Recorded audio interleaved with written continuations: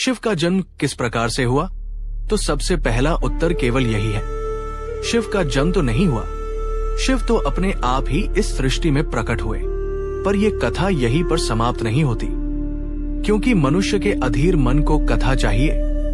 किसी भी चीज का आरंभ चाहिए, उसका कारण भी चाहिए, और वही कारण हमें पुराणों में प्राप्त होता है। एक ऐसा दिव्य रहस्य जिसे सुनकर स्वयं देवता भी बिल्कुल चुप हो गए थे।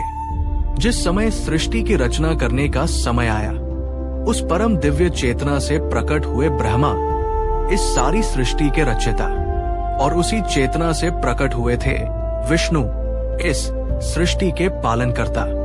ब्रह्मा जी ने सृष्टि की रचना करनी शुरू की। इस ब्रह्मांड में कि लोग बने, बहुत से ग्रह बने, बहुत से देव बने, ऋषि मुनि बने।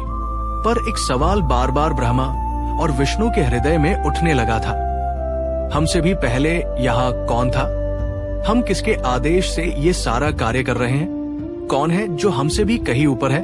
उनका यही सवाल आगे चलकर अहंकार के रूप में बदल गया, और फिर उसी अहंकार ने जन्म दिया सबसे ही महान रहस्य को। एक दिन ब्रह्मा और विष्णु के बीच कुछ झगड़ा हो गया। ब्रह्मा जी बोले, मैं इस पूरी सृष्टि का रचयिता हूँ, मैं श्रेष्ठ हूँ। विष्णु जी बोले, मैं इस सारी सृष्टि का पालन करता हूँ, इसलिए मैं सबसे श्रेष्ठ हूँ। उनका ये विवाद बढ़ता ही गया। शब्दों ने तर्क का रूप ले लिया। उनके तर्क अहंकार बन गए, और उनका अहंकार युद्ध के रूप में परिवर्तित होने लगा।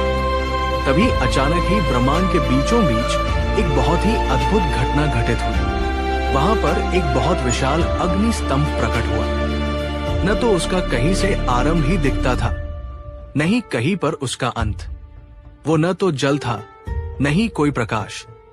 वो एक चेतना थी, वो एक दिव्य ऊर्जा थी, वो अपने आप में ही सत्य था। ब्रह्मा और विष्णु दोनों ये सब देखकर बिल्कुल स्तब्ध रह गए। उस स्तंभ के अंदर से एक बहुत ही गंभीर स्वर गूंजा, तुम दोनों में जो मुझे जान ले वही सबसे श्रेष्ठ होगा। ब्रह्मा जी ने सोचा, मैं इसके ऊपर जाकर इसका अंत खोज निकालूंगा।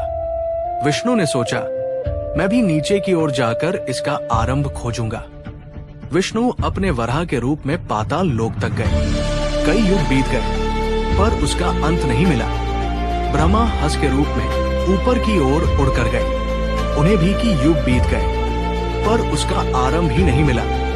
दोनों उसका आरंभ और अंत ढूंढते ढूंढते बिल्कुल थक गए।